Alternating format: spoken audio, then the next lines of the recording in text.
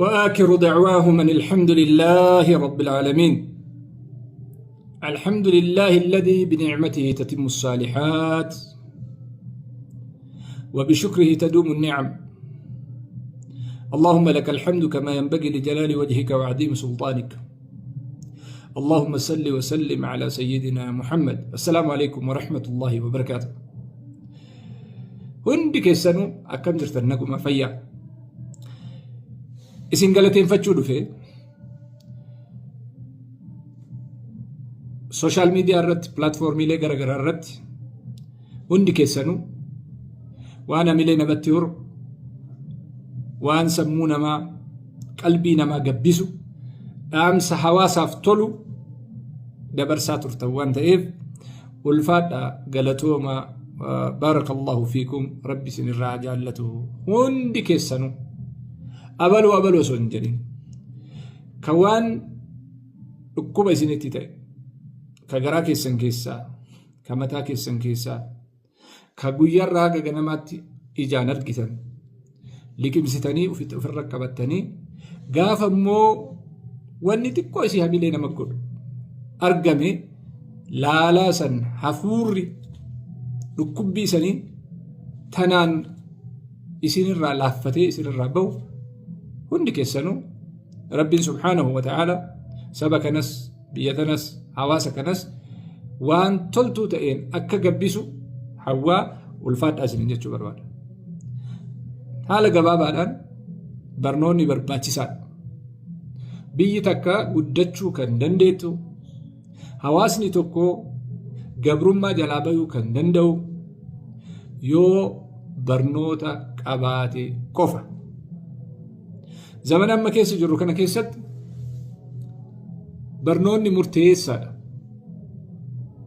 Warri dura advaansii ta'ee itti fayyadame, warri dura barnoota argate hanga fedhe hanguma dandeenyu hunda yoo dhiibaa oolle hanga bakka san geennutti dhiibamaa deemuun kennan oolu.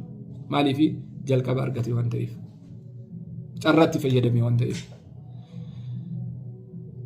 Asirra dhaabbadhee dhaamsa lama qofan dhaamee deema jechaadha. Tokko, dargaggeessa keenya lafaa ol dhufu. Xiyyeeffannaan keessan yeroo muraasaaf amata gabaabaaf barnoota keessan irratti cimtanii uf duratti bahuu irratti osoo karoora kaa'attanii bareedaadha. Namni waggaa 3 waggaa 4 uf gabroomsee rakkoo keessa bahee miidhaa keessa baheet waggaa 40 achi booda bilisaan jiraata. Hin taane taanaan waggaa 40 rakkoo keessa deemaa rakkoo himachaa furmaanni dhufu tokko illee hin jiru. Kanaaf yeroo keessan sooshaal miidiyaa irratti hanga silaa fayyadamuu qabuun ala warri fayyadamtan ofirraa dhaabuun dirqama. Lammaffaa gosa barnoota barattanii filataa waan uf dura ta'uu barbaaddan saniif gosa barnoota har'a haayiskuulii keessaa fi yuunivarsiitii keessatti kennamu irratti xiyyeeffachaa deemuun dirqama. Sadaffaa barattootaaf hin jedhu. Namni hunduu rool moodeela barbaada. Akka amantii kennaatti nabi rabbi alayhi salatu wassalaam laqad kaana lakum fi rasuulillahi uswatun hasanatun liman kaana yarju Allah wal yawmal aakhir jedha rabbi subhaanahu wa ta'ala. Nabii kenna hordofnaa. سنبود أخلاق علماء كينا لال علماء رباني علماء يو إسا أرغن آخرة يادة كيو إسا أرغن صدار ربي نمتي ملتو جاتشان كنين هردفا دو كديم كراني مو بكمال تركتكم على محجة البيضاء ليلها كنهارها لا يزيغ عنها إلا هالك كران نبي ربي عليه الصلاة والسلام نتي منيجر أخلاق أدب مو كأدا كجوسا كفرا كبيا سفو كتين جدا نكمل وانت إيه هندا وان شريعة أولين دين نكمل ندين ما تجانا وان شريعة كنا أولين تنبو نكمل ندين هاتو ملي حال أم جرو كبتم أم جرو رتي أكسبات أكبيات تنجفني بهو بربان نتانان كرا أم الرديم نكنرا كرا براتي سيكون برباتي سارة كران برا jalqaba mul'ata qabaachuudha. Vision mul'ata. Waan gaarii arguu qabda. Manaaba gaarii arguu qabda. Manaabni waanuma ati guyyaa dalagde halkan si fida. Irra caalaa shayitaanni. Guyyaa wanni ati manaabdu sun karaa sirrii ta'uu qaba. Laaluun dirqama. Akka halkan abjuu san argitu. Kanaaf mul'ata qabaachuu qaba. Kaayyoo qabaachuu qabna. Karoora baafachuu qabna. Galma deemnuuf kallattiidhaan kaachuu qabna. Galma saniif immoo tooftaalee garagaraa, tarsiimoolee garagaraa, ulaagaalee silaa waan saniif barbaachisu, humna waan saniif barbaachisu, hidhannoo guutuu qabaachuun dirqama. Gaafa san hinjifachuu dandeenya. Gadi teenye eessaa kaane amma eessa jirra? Eessa dhaqqabuuf deemaa jirra kan jedhu hojjattee waraqaa irratti barreeffattee ganamaa galgala akka nama ciree laaqanaa irbaata nyaatutti yoon dubbifanne taate waanuma xixiqqoo ajandaa xixiqqootu kararraa si butee gara biraa deemuun mala. Idan eega kana ta'e har'arraa karoora keenya baafachuu. Baatii Ramadaanaa amma seenu kanarraa amata dhufu ani akkana godhaa bakka kana gayaa asirraa ka'ee achi gaa jettee karoora kee kaahachuu. San irratti immoo hojjechuu sababaan barbaachisa waan ta'eef. Kanaaf shabaaba kennaan kallattiin qabattanii deemtan kallattii sirrii ta'uu irra deebi'aa sakatta'aa laala. Shallagaa haga argattan ofii qabxii ofii kennaa. Sadarkaa barnoota keessanii sadarkaa qormaata hogguu fudhattanii tokkoffaa, lammaffaa, sadaffaa baatee moo diidammaffaa ba'ee soddommaffaa ba'ee kan jedhus achi keessatti ilaalaa. Kana booda maal ta'a kan jedhus hisaaba godhaa deemuun barbaachisaa waan ta'eef hundi keenya gahee keenya bahuun dirqama.